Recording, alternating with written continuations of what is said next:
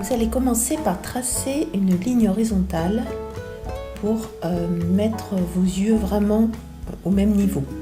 Ça, c'est quelque chose dont j'avais déjà parlé dans la vidéo sur comment faire un visage dans les bonnes proportions. Vous pouvez d'ailleurs la voir en cliquant sur le lien là qui s'affiche.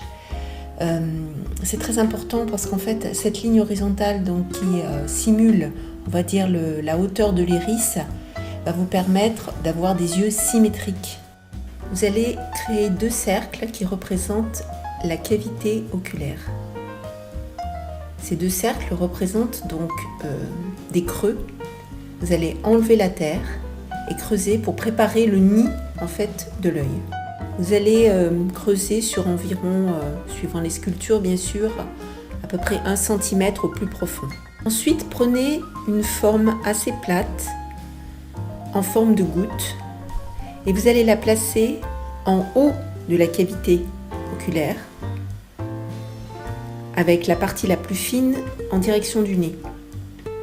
Fondez l'ensemble et votre arcade sourcilière est en place. Prenez ensuite une olive que vous allez placer au centre de la cavité. Avec un mini embauchoir, faites ressortir les deux paupières, inférieure et supérieure. La paupière supérieure est censée être plus importante puisqu'elle recouvre, une fois fermée, entièrement l'œil, donc elle a plus de peau, alors que la paupière inférieure, en fait, est assez petite et se fond avec la joue.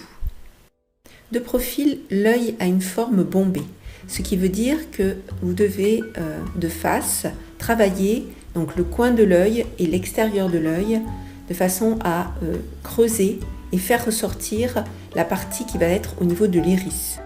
Vous allez prendre un petit colombin pour former le sourcil, plus épais au niveau du nez bien sûr, et qui va en mourant, en fondant au niveau des tempes. Alors pour avoir des yeux foncés en sculpture ou des yeux clairs, on va jouer sur la profondeur en fait de l'iris. Si vous voulez des yeux plus foncés, vous allez faire un iris plus profond. Alors que si c'est des yeux clairs, il est quasiment presque en surface. Évidemment, c'est une illusion. Vous allez marquer avec un trait la forme de l'iris et commencer à creuser celui-ci. Marquez maintenant la pupille. Alors quelque chose de vraiment important quand vous faites les deux yeux, il faut que la pupille soit au même endroit impérativement sur les deux yeux. Si votre sculpture regarde de travers, eh bien pensez à être bien aligné à ce niveau-là. Une fois que vous avez creusé votre iris et votre pupille, vous allez prendre un tout petit triangle de terre et le placer au centre de la pupille. C'est une opération assez délicate, faites-le avec 2 pics en métal. Cette illusion va donner un éclat à l'œil. Tracez maintenant avec quelques traits et donnez l'illusion des poils des sourcils. Donc les sourcils changent en fonction évidemment du sujet. Si vous faites un bébé, si vous faites un homme ou une femme, ils seront plus ou moins épais. Continuez de travailler votre arcade. La partie la plus bombée se trouve au niveau de l'iris.